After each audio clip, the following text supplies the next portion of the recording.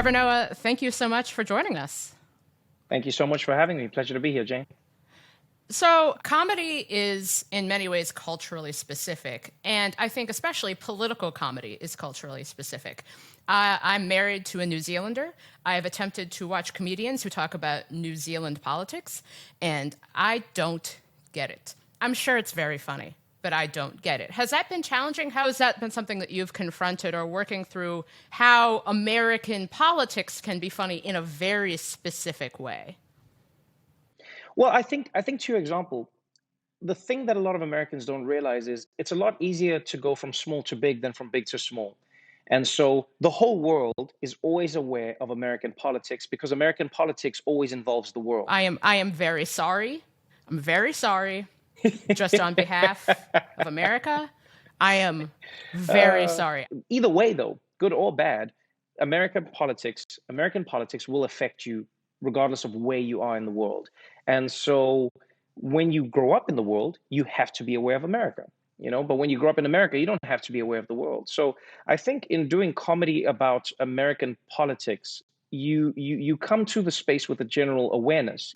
I think that makes sense. So we've already had, before we started recording, the very critical hair conversation that all biracial people must have by law. And so you and I are both biracial, but we grew up in very different contexts. And you've talked before about how America was a weirdly familiar place for you because it sort of felt like home with relation to blackness, but not. Was that similar or different for being biracial, where obviously the biracial experience in South Africa is very different from the biracial experience of Cincinnati, Ohio? Right, right. I can only imagine.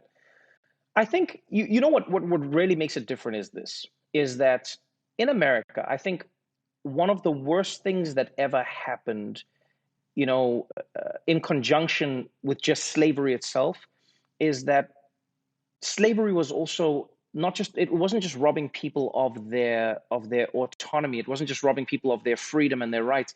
It also robbed people of their stories. It robbed people of their families. It robbed people of their histories. It robbed people of their culture. And I never really appreciated culture until I came to America and met so many people who would be enamored by culture. Culture is weird. It's like an operating system that you have and you didn't even realize you had it. It's like I grew up in South Africa as a mixed race person, fine, and then some people would think I'm colored when they would meet me, and in our country that means people who are descendants of people who generally have my skin toned, and then I would speak, and they'd be like, "But where are you from?" And I grew up in a Xhosa culture. So my family is Xhosa, and as Xhosa people, we have ideas of what the world is, and we grow up a certain way, and we live a certain way, and we have a shared identity and an operating system. But what culture does is it doesn't make you rely solely on your appearance. You have an attachment to something else as opposed to just what people tell you are or aren't, especially a government. Whereas in America, I mean, you come to this place where it's like, all right, we've got the one drop rule, and this is you and that is you, and you can't be more than one thing. We want you in a specific box. This is what you are. And so that's really interesting. It's a beautiful journey to be on, despite the horrible origins of that story, because it's helped me realize how much we're sold on the ideas of what makes people who they are as opposed to who they are. And so, in America, especially being black, a lot of the time, many of the commonalities come with a certain struggle and a certain pain. And there are new joys that have been created, especially in African American culture. But it is unfortunate to see how many of the things that connect us as a people are a shared oppression. Right, exactly. And it's been interesting to see. I always make this joke about when people talk about the black community, that it makes it sound like we all get on one Zoom meeting and it's just like LeBron yelling at Maxine Waters about something. But that shared oppression, which causes, I think, a sense of similarity of experience that may have been true but is less true. I grew up as my sister and I were the only mixed race people we knew. And and people would always ask, like, my mom is white, and people would always ask, like, oh, like, it's so lovely that you're taking care of these children. And she'd be like, yes, they're mine. As you've become a public figure, something that I've experienced or started to experience as the host of a New York Times podcast is that the statements you made at one time that may have been reflective of what you thought or even just something you said 10, 15 years ago, those exist in amber, and people will always bring those up forever and ever. How have you reckoned with, oh, you said this in 2012 or you said this in 2008? And even if you did say that, you're like, yeah, that was different, but that moment hasn't changed.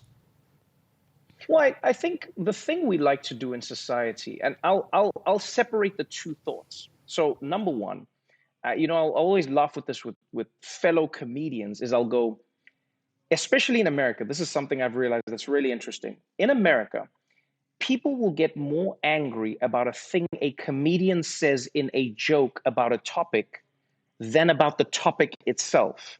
So people will get angry about a joke a comedian made about the police or police brutality, more angry than they would be about the issue of police brutality itself.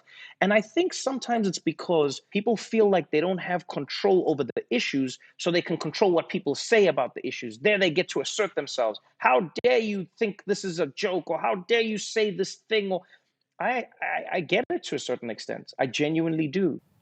And then on top of that, there's also the element of what comedy is trying to do. Comedy is oftentimes trying to subvert. That's all comedy is doing. It's like taking a pattern and breaking the pattern. A story you think is going to go like this, and then it flips to something else. An idea that shouldn't be said is said.